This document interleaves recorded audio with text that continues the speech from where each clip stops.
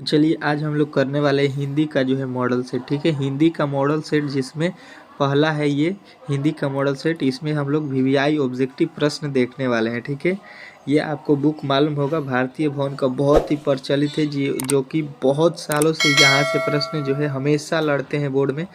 तो ये आपके पास बुक यदि है तो ठीक है, नहीं है तो इसको आप लोग किन लीजिएगा। ठीक है, इसी का हम लोग सॉल्यूशन करेंगे, ऑब्जेक्टिव सब्जेक्टिव सारे प्रश्नों का। ठीक है, तो हमारे चैनल पर पहली बार आए हैं तो प्लीज़ चैनल को सब्सक्राइब कर दीजिए और वीडियो को लाइक कर दीजिए। ठीक है, ये क्लास जो है 10th का है, मैट्रिक का जो है फाइनल परीक्षा होने वाला है, उसी का जो है मॉडल सेट है। ठीक है, तो चलिए पहला प्रश्न देखते हैं। ठीक है, यहाँ पर देखिए आपका पहला प्रश्न क्या कह रहा है, बहुत ही महत्वपूर्ण प्रश्न है। भीमराव अंबेडकर की दृष्टि से लोकतंत्र के लिए क्या आवश्यक है। तो लोकतंत्र के लिए आपको याद रखना है कि लोग धनवान हो। ठीक है, यही आवश्यक है। ठीक है, ऑप्शन नंबर जो है आपका सी जो है राइट हो जाएगा। अगला देखिए, the rise and call of the Hindustan विनेम के लेखक कौन है। The rise and call of the Hindu विनेम किसने लिखा था, ये आपसे पूछा गया है। तो आपको याद रखना है बाबा साहेब भीमराव अंबेडकर ने। ठीक है, अगला प्रश्न देखिए आपके सामने आ चुका है, 20 के दांत कहानी का मुख्य पात्र कौन है। तो 20 के दांत कहानी का मुख्य पात्र जो है सीन साहब हैं। चलिए अगला प्रश्न देखिए आपके सामने यहाँ पे आ चुका है, दैतव विज्ञान क्या है।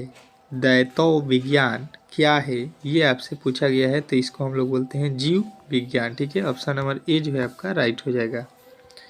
अगला प्रश्न देखिए, नाखूनों को किससे रगड़कर लाल और चिकना बनाया जाता है। तो नाखूनों को जो है किससे रगड़ते हैं, तो मोम और आलता से। ठीक है, चलिए अगला प्रश्न देखिए, कह रहा है दारिश क्या है। दारिश जो है ये क्या है, छठा में पूछा गया है। तो आपको याद रखना है प्राचीन कालीन सोने का सिक्का है। दालिन जो होता है वो प्राचीन काल का सोने का सिक्का है। ठीक है, अगला प्रश्न देखिए, काशी को किस नगरी के रूप में जाना जाता है। काशी जो है उसको किस नगरी के नाम से जाना जाता है। तो आपको याद रखना है देवनगरी के रूप में जाना जाता है। अगला प्रश्न देखिए, कह रहा है किसने कहा था कि सब पुराने अच्छे नहीं होते, सब नए खराब नहीं होते। ये आपसे किसने कहा था, ये बुक में ये आपके पूछा गया है। तो कालिदास ने कहा था कि सब पुराने अच्छे नहीं होते या सब नए खराब नहीं होते। ये डायलॉग जो है, कहावत जो है कालिदास की है। ठीक है, अगला देखिए, बहादुर ने माँ के रखे रुपए में से कितने रुपए निकाल लिए। तो आपको याद होगा 2 रुपये बहादुर जो है निकाल लिया था, मान जो पैसा रखी थी उसमें से। परंपरा का मूल्यांकन शीर्षक पाठ किसके द्वारा लिखा गया है। परंपरा का मूल्यांकन ये पाठ किसने लिखा है। तो आपको याद रखना है रामविलास शर्मा। ठीक है, option number C. Please video को अंत तक देखिएगा, तभी सारे प्रश्न जो है आपको क्लियर होंगे। ठीक है, क्योंकि बहुत ही इंपॉर्टेंट प्रश्न है आज के ये सारे प्रश्न। ठीक है, अगला प्रश्न देखिए, जीत जीत में निरखता पाठ के केंद्र कौन है। तो ये जीत जीत में निरखता जो है बिरजू महाराज जो है उनसे रिलेटेड है। तो आप ऑप्शन नंबर ए लगाइएगा। ठीक है, अगला क्वेश्चन कह रहा है यंग इंडिया के संपादक हैं। यंग इंडिया के संपादक कौन है।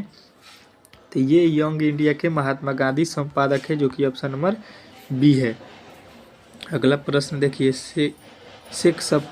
शेक्सपियर किस भाषा के कवि हैं। शेक्सपियर जो है किस भाषा के कवि हैं। तो आपको याद रखना है अंग्रेजी भाषा के कवि हैं शेक्सपियर। ठीक है, अगला प्रश्न देखिए, कह रहा है तीसरा साक्ष्य पुस्तक किसके द्वारा लिखी गई। तो तीसरा साक्ष्य पुस्तक जो है आपको याद रखना है अशोक वाजपेयी के द्वारा लिखा गया। ठीक है, चलिए अगला प्रश्न देखिए आपके सामने आ चुका है, राष्ट्रकूट शासक कहाँ के रहने वाले थे। राष्ट्रकूट शासक कहाँ के रहने वाले थे। तो आपको याद रखना है कर्नाटक के। ठीक है, कर्नाटक जो है आपका ऑप्शन नंबर बी जो है राइट हो जाएगा। चलिए अगला प्रश्न देखिए आपके सामने आ चुका है, 16 ट का उच्चारण स्थान क्या है। मोस्ट वीवीआई प्रश्न है कि ट का उच्चारण स्थान कहाँ है। ठीक है, तो ट का जो है उच्चारण स्थान आपको याद रखना है कि कहाँ से होता है। तो ट जो होता है मुर्दा से होता है, ऑप्शन नंबर ए लगाइएगा। चलिए अगला प्रश्न देखिए आपके सामने यहाँ पे आ चुका है। क्या कह रहा है आपका अगला प्रश्न?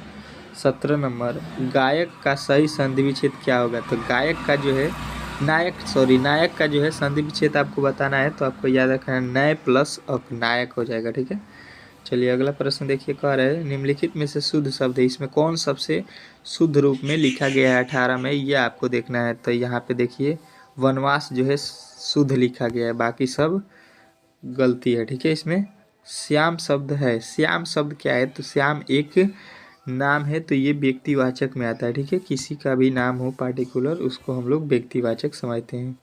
फुटपाथ शब्द है। फुटपाथ जो है क्यों कौन सा शब्द है? स्त्रीलिंग, पुल्लिंग, उभयलिंग? तो आपको याद रखना है फुटपाथ जो है पुल्लिंग शब्द होता है। ठीक है, अगला प्रश्न देखिए। कह रहा है कर्पूर शब्द है। कर्पूर जो है ये कौन सा शब्द है? तो आपको याद रखना है तत्सम शब्द है, ये संस्कृत का शब्द है। ठीक है, चलिए अगला प्रश्न देखिए आपके सामने यहाँ पे आ चुका है। नेता शब्द का स्त्रीलिंग रूप क्या होगा? नेता का जो है स्त्रीलिंग रूप क्या होगा? तो नेत्री हो जाएगा। ठीक है, ऑप्शन नंबर सी जो है आपका राइट हो जाएगा। अगला प्रश्न देखिए, सर्वनाम के कितने भेद होते हैं? तो सर्वनाम के आपको याद होगा कि कितने भेद होते हैं? 6 भेद होते हैं। चलिए अगला प्रश्न देखिए, यह घर किस विशेषण का उदाहरण है? यह घर किस विशेषण का उदाहरण है, ये आपसे पूछा गया है। ठीक है, तो आपको याद रखना है कि ये सर्वनामिक विशेषण है। ठीक है, यह घर सर्वनामिक विशेषण है। ठीक है, चलिए अगला प्रश्न देखिए आपके सामने यहाँ पे आ चुका है। 25 नंबर, जिसका कर्म हो या जिसके साथ कर्म की संभावना हो उसे क्या कहते हैं? उसको हम लोग क्या बोलते हैं, ये आपसे पूछा गया है। ठीक है, तो उसको हम लोग बोलते हैं सकर्मक क्रिया। ठीक है, उसको हम लोग सकर्मक क्रिया बोलते हैं। ठीक है, अगला प्रश्न देखिए, रसखान किस राजवंश में उत्पन्न हुए? तो रसखान जो है आपको याद रखना है कि ये पठान राजवंश में उत्पन्न हुए थे। ठीक है, चलिए अगला प्रश्न देखिए आपके सामने आ चुका है। 27, मोमन मानिक लय गौ चित्तूचुर नंदन किस कविता की पंक्ति है? ये जो पंक्ति हमने पढ़ा ये किस पाठ की है, ये आपसे पूछा गया है। तो आपको याद रखना है प्रेम आयनी श्री राधिका की है। ठीक है, चलिए अगला प्रश्न देखिए। कह रहा है कुंवर नारायण की कविता है। कुंवर नारायण की जो है कविता कौन सी है, ये आपसे पूछा गया है। तो एक वृक्ष की हत्या जो है कुंवर नारायण की है, ऑप्शन नंबर बी जो है इसका राइट हो जाएगा। ठीक है, अगला प्रश्न देखिए, प्रेम घन अपना आदर्श किसे मानते हैं? प्रेम घन जो है अपना आदर्श किसे मानते हैं? तो आपको याद रखना है कि प्रेम घन जो है अपना आदर्श भारतेंदु हरिश्चंद्र को मानते हैं। ठीक है, ऑप्शन नंबर ए जो है इसका राइट हो जाएगा। अगला प्रश्न देखिए, लौट कर आऊँगा फिर कविता किस कवि द्वारा अनुवाचित है? ठीक है, तो ये आपको याद रखना है कि ये है प्रयाग शुक्ल द्वारा। ठीक है, प्रयाग शुक्ल द्वारा। अगला प्रश्न देखिए, जीवानंद दास किस भाषा के प्रसिद्ध कवि हैं? जीवानंद दास जो है किस भाषा के प्रसिद्ध कवि हैं? तो जीवानंद दास जो है बंगाल के हैं, तो बंगाल के वो प्रसिद्ध कवि हैं। ठीक है, अगला प्रश्न देखिए, आंगन के पार द्वार किस कवि की रचना है? आंगन के पार द्वार ये किसका जो है लिखा गया कविता है, ये आपसे पूछा गया है। तो आपको याद रखना है सच्चिदानंद हीरानंद वात्सल्य अगे की। ठीक है, ऑप्शन नंबर सी लगा दीजिएगा। अगला प्रश्न देखिए, कह रहे हैं मानव का रचा सूरज मानव को भाप बनाकर सूख गया, यह पंक्ति किस कविता की है? तो आपको याद रखना है ये जो है आपका हिरोशिमा का है। ठीक है, ऑप्शन नंबर ए जो है आपका राइट हो जाएगा। अगला प्रश्न देखिए, कह रहा है जनतंत्र का जन्म कविता के रचनाकार कौन है? तो जनतंत्र के जन्म जो है रामधारी सिंह दिनकर द्वारा लिखा गया है, जो कि ऑप्शन नंबर सी में दिया गया है। ठीक है, अगला प्रश्न देखिए, कवि रसखान द्वारा कृष्ण भक्ति संबंधित रचनाएं प्राप्त होती है। तो ये आपको याद रखना है सुजाता रसखान में। ठीक है, सुजाता रसखान में। अगला प्रश्न देखिए आपके सामने आ चुका है, चिदबंदरा किसके द्वारा लिखी गई है? चिदबंदरा किसके द्वारा लिखा गया है, ये आपसे पूछा गया है। तो आपको याद रखना है कि सुमित्रा नंदन पंत द्वारा। ठीक है, चलिए अगला प्रश्न देखिए आपके सामने यहाँ पे आ चुका है। कर आपका अगला क्वेश्चन, गुणाकर मूल्य का जन्म कब हुआ था? जो गुणाकर मूल्य हैं उनका जो है जन्म कब हुआ था ये पूछा गया है, तो 1935 ईस्वी में गुणाकर मूले का जन्म हुआ था। आपको याद रखना है अच्छे से, ठीक है। अगला प्रश्न देखिए, बेटे के आंसू क्यों आते हैं?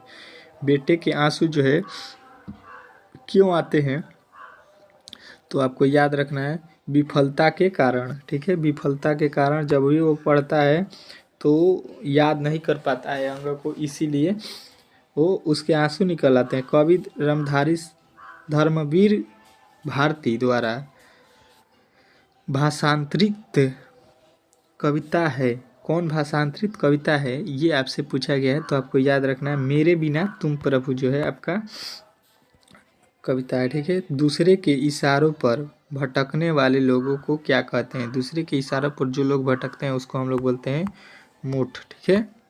चलिए अगला प्रश्न देखिए, आपके सामने आ चुका है। प्रलय शब्द में उपस्वर्ग है, प्रलय शब्द में कौन सा उपस्वर्ग है? तो आपको याद रखना है प्रलय में प्र उपस्वर्ग है, ठीक है। लय शब्द हो गया तो उसके आगे लगा है प्र।